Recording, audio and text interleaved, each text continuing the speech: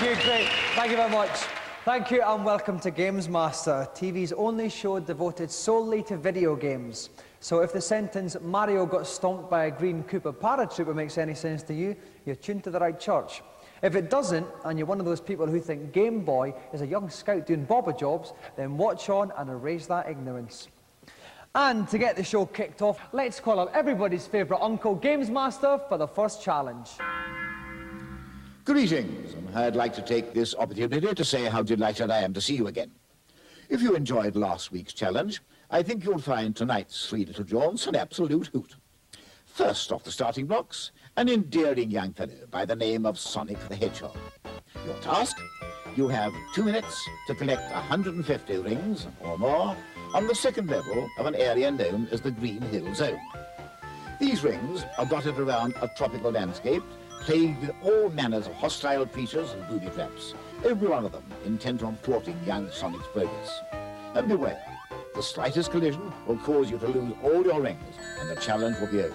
So, 2 minutes, 150 rings or more. Happy hunting? And trying to find the rings on this prickly challenge is Alex Berry from Stanmore.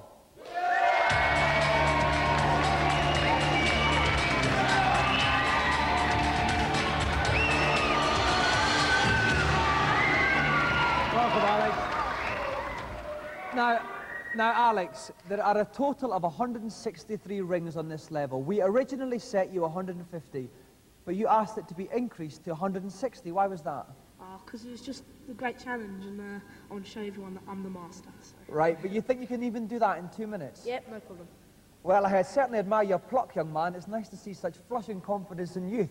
Would you like to plonk yourself down in our games playing chair? We'll get ready to start. And joining me in the pulpit is a man who knows more than most about this machine, Sega Power Magazine's deputy editor, Neil West. Neil, welcome to Gamesmaster. Thanks, Dominic. Now, we have a very cocky young competitor here. What advice could you give him? Certainly do. 150 is tough enough, but 160. Basically, you can whiz through this level very quickly, but you'd miss the rings. There are some very tricky stages, so pick up an invincibility shield before you take them on. That's my advice. Okay, is our competitor ready? Yep. Then, Alex, your 2 minutes begin now. Okay, off he goes. 4 rings straight away, no problem. Right, we can see the clock in the top left-hand corner, the number of rings he's got underneath it. So he's on 9. He started quite well. He's not doing too badly. As you can just see, he curls up in a ball when he jumps, and he can actually kill the baddies. What he's got to watch out for is if he walks into a baddie, runs into one, or just lands on top of one after falling, then he takes a hit. And the problem there is that he drops all his rings. You've got to remember, there's only 163 in the whole level. He's up to 160, so he really can't afford to miss any whatsoever. Okay, well, he's coming up for 30 seconds just about here, nearly a quarter of the way through. Okay. What's this he's just That was a little television screen. Inside those, oh my word, he's powers. He just smacked through some walls He there. did. The one he just picked up gives him speedy moves, making faster. Those two there have 10 rings each, and now he's got, you see he's surrounded by a sort of glow. That's an invincibility shield. Oh, he's got it at some speed here, isn't he? Certainly He is. just missed the spikes, so that was a little bit of a close encounter. He's doing Oh my God, he's up on some roof He's there. just got an extra life and he's collecting rings. He's up to 76. 76 rings, 47 seconds gone. He's doing remarkably well, halfway through the amount of rings. Yeah, he's doing very well indeed. While he's got that shield, it protects him. He can collide into a baddie and he won't lose the rings. Very, very useful. Oh, now what's this lovely little Spangle Sherbert dab around Well, him? he's obviously had his ready break. It also means that he can bump into baddies without having to curl up into a ball. So that's going to help him a lot. I see, so we're just over halfway through. 109 rings. It's going to be quite close now. Okay, well, he's got a lot of rings in a short amount of time, but he's taken all the easy ones. He's now got to explore the sort of trickier parts of the level and discover all the ones that are hidden in different places. Okay, there's another 10 There's rings another here. 10, 126 rings, Up and he's onto a got catapult. 14 rings left. He's got 35 seconds left. He should do this. 142 rings left. It's going to be very close. Oh, 150. 10 He needs to left. find another 10. 10 rings left. 30 seconds to go. He should do it. Oh my word, now he's going in here looking for some more rings here. And There's there's another the 10. 10. And There's he's the got 10. 160. He's got to get out in 25 seconds. He's done. out. He's got it.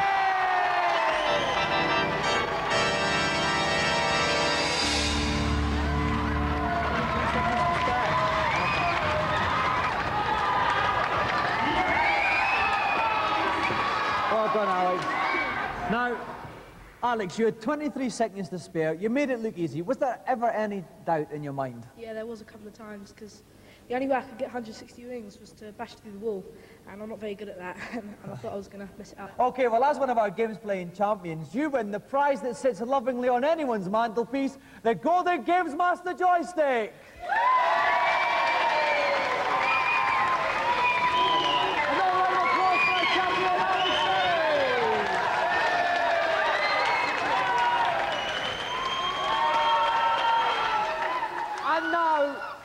And now, while Alex gets to grips with this humongous possession, we're going to take a look at this week's reviews. This week, oil your deltoids and unsheath your weapons as we look at beat-em-ups. First up, on the Amiga, the Bruce Lees of the future give a hearty ki-yi in First Samurai. It looks very Chinese takeaway, lots of lotus trees and bamboo furniture, but underneath all this colourful exterior, there's a real good game. Features some beautiful graphics, brilliant sampled sound effects, bits of Handel's Messiah thrown in for good measure. I think the First Samurai deserves a thumbs up because it's a great game with plenty to do and beat up.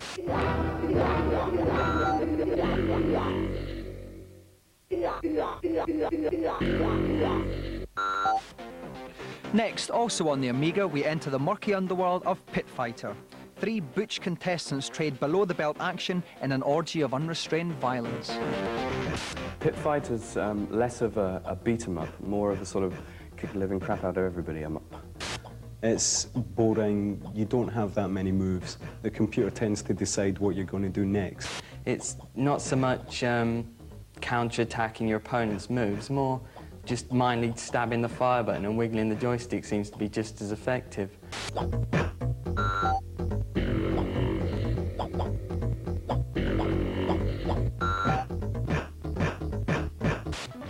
Finally, pulsating pixels of monochrome muscle on the Game Boy with Double Dragon 2. Cute, safe, nice, cool. You walk along and you smack people in the teeth and that's about it. And that's quite good fun as it turns out.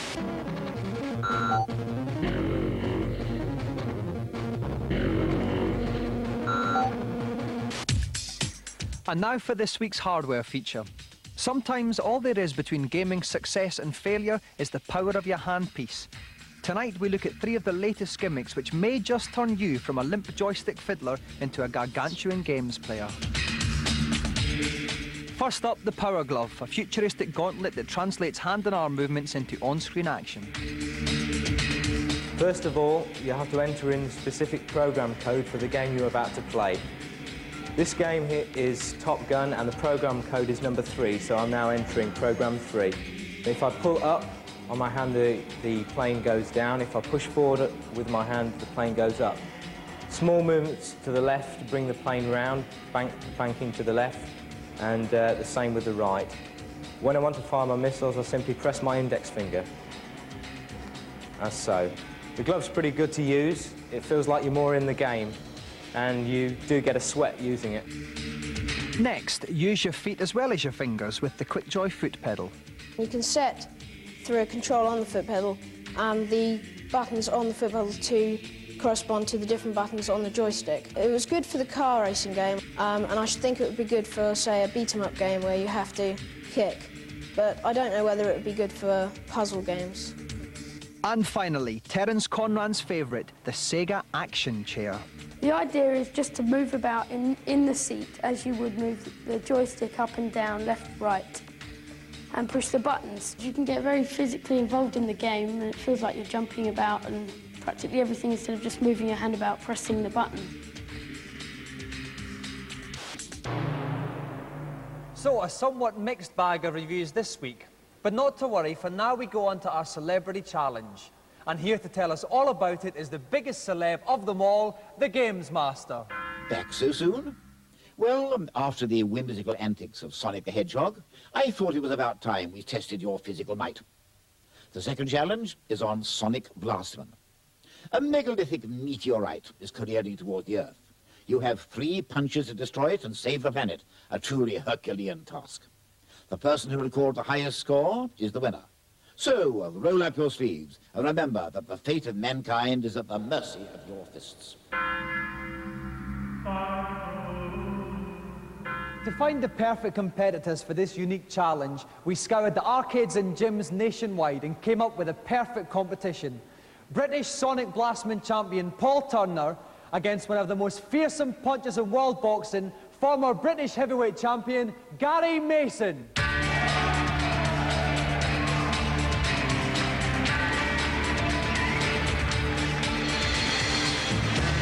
Welcome, Gary. Welcome, Paul. Now, Gary, if I could start with you, Paul is a legend in the arcades, both as a brilliant player and a tough street fighter. How are you going to cope against him? Well, for years, everybody's been hearing about Mike Tyson, but nobody knows about Paul, but I have. So I'm prepared for him. OK, Paul, Gary's record is very impressive. 36 fights, 35 wins, 32 of which have been knockouts. You must be trembling. Not really. He might be champ in the ring, but he's not champ in the arcade. I'm the champ. OK, well, we look like we've got a bit of a grudge match here. If you want to see if the tough arcade street fighter topples the polished professional slugger, join us after the break.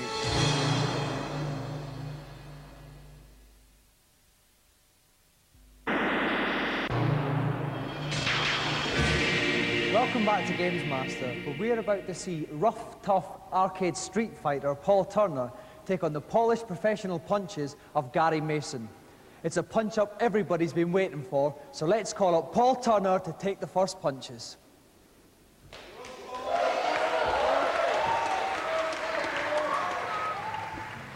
And joining me in the pulpit to keep me out of harm's way tonight is Tim Boone from Computer and Video Games magazine. Welcome, Tim. Hello, Dominic. OK, so who's your favourite then? Well, I've seen Paul in training and he's looking very good indeed. However, you have to be a fool to bet against Gary Mason, so that's who my money is on. Well, call me a fool, but I'm going to put my money on Paul, Tim. You're on. OK, so 3 punches to destroy the meteorite. Whoever has the most tonnage at the end of the 3 punches wins the fight. Paul, will you take your first punch? Here he goes, winding up. Great first hit. Oh, and a huge hit! 123 tons, Tim. Fantastic punching power there from Paul. Very surprising. Great punch. OK then, Paul, that was a brilliant first punch. Prepare to take your second.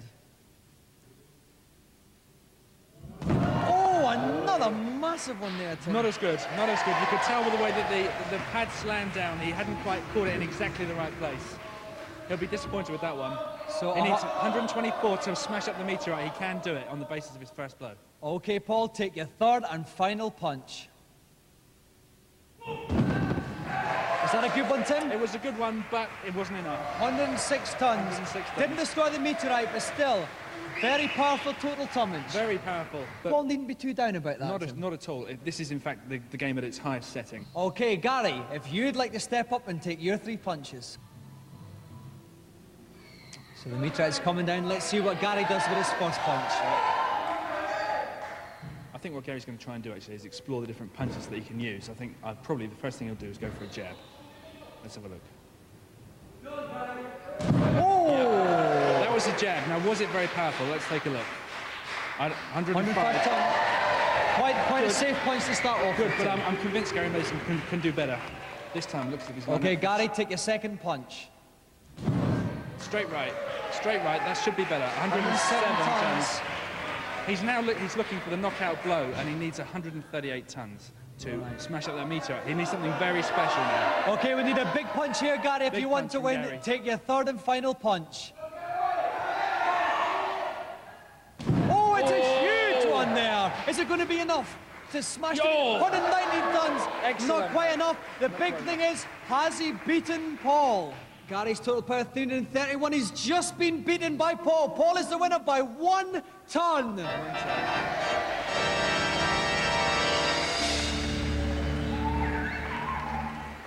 Commiserations, Gary. You had a lovely combination of punches, but it wasn't quite enough on the day. No, it looks as if losing is becoming a habit for me these days. If I could go on to the winner, Paul, I mean, that was stunning. I just done it. It's just on the spur of the moment, and I had to beat him. OK, now... Got to remain a champ. Now, you've beaten Gary on the game. Can we see a match in the ring between the two of you? There'll be a rematch. He knows where to find me. Any arcade, any day. I'm still the champ, and that's where I want to stay. And what have you got to say to that, Gary? Well, I'll be scouring all the arcades during my lunch hour looking for Paul Turner. OK, we'll look forward to the rematch. Meanwhile, Paul, you have won the prize that every fighter dreams of, our special golden Gamesmaster joystick.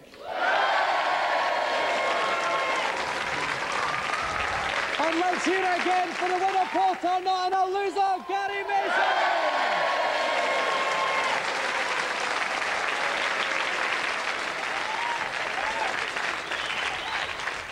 And now, while I show Gary an alley shuffle or two in the car park, let's find out the latest tips and cheats Gamesmaster has for us in his consultation zone.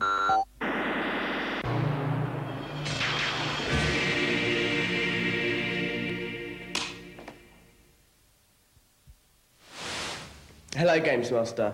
Welcome to my kingdom. I am delighted to see you. And what have you got to ask me?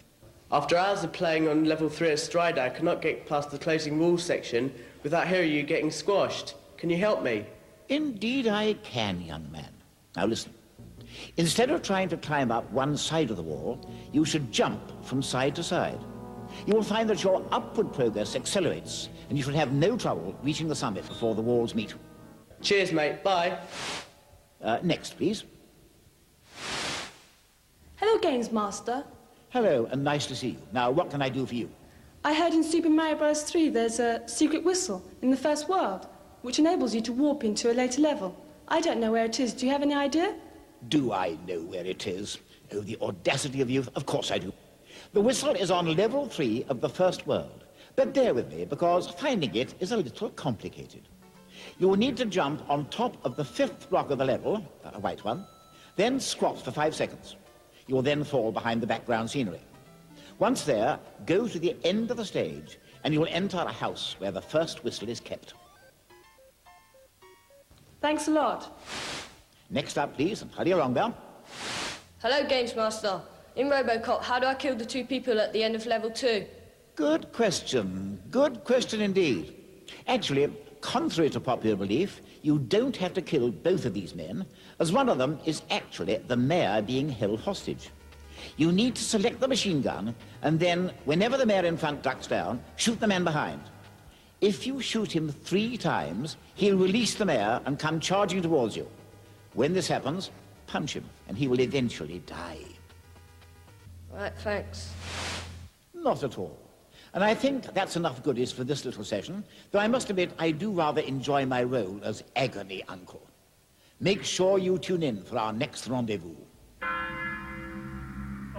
So, some juicy computer tidbits this week. Now for our final challenge, let's see what Gamesmaster has planned. My final challenge tonight is on lemmings. The lemming is an exasperating breed of rodent that seems hell-bent on committing suicide. You're charged with delivering a certain percentage of these creatures to safety by guiding them through a tricky obstacle course. But the only way you can do this, I'm sorry to say, is by blowing up some of the lemmings to make holes that the others can fall through. Once a lemming has been programmed to explode, it takes 5 seconds to self-destruct. Perfect timing is therefore required to ensure that the lemmings explode over the sections of the puzzle where there's no furnace. The slightest slip-up will signal a mass lemmings cremation. You have 2 minutes to save 90% of the lemmings. A race of retarded rodents is depending on you. Now, Lemmings is a hugely successful game, and this is an incredibly tough challenge. So we tried to find one of the best Lemmings players in the country, and we found him in Leicester. Please give a succulent Gamesmaster welcome to Robert Clark.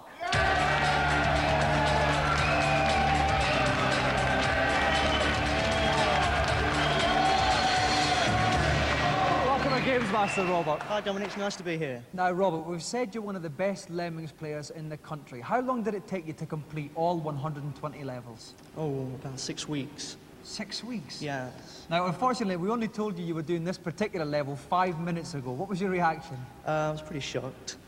Do you think you can clock it? I'll have a go. OK, then. If you'd like to go and sit yourself down in a pine hot seat, we'll get ready to play the game. OK.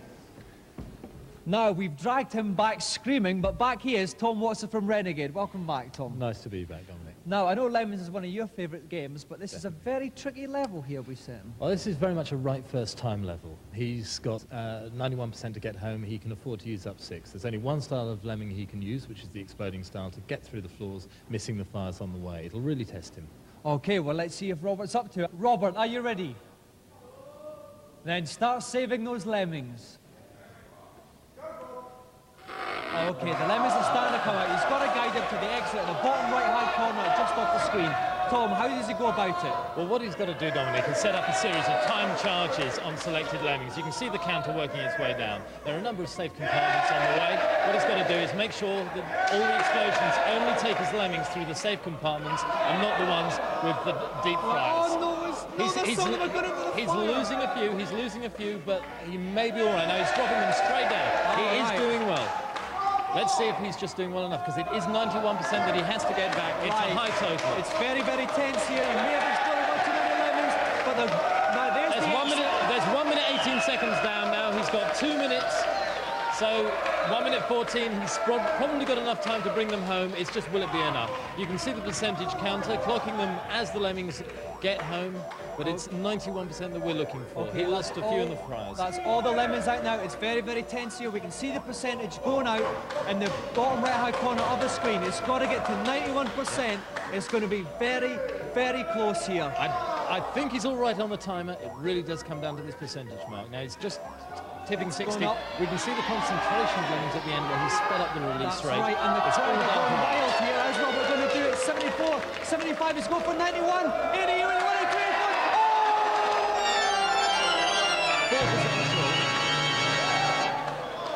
4% off. Commiserations, Robert. You were 1 or 2 lemons away from that. It was very close. Tell us, what went wrong? Well, the third bomber just timed him in the wrong place and went to pot, you know. It's terrible. Right, now I know that you've clocked the whole game, but is that one of the tougher levels, do you think? It is pretty tough, yeah. Timing's critical, otherwise you're dead from the start, really. Right, well, our commiserations once again, Rob, but you supplied us with a lot of sparkly fun anyway. Thank you very much indeed, and you may tread with a weary heart, but happy memories back to Leicester. Cheers. Robert Clark.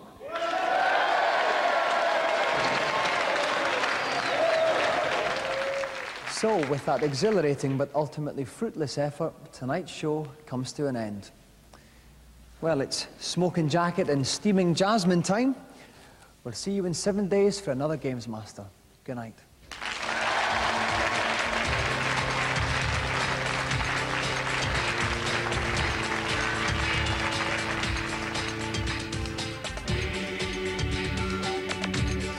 And Gamesmaster's actually back on Friday at 6:30 with more news and reviews on the latest video games.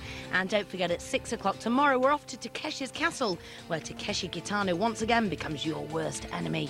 That's next tonight, though. It's Robotica.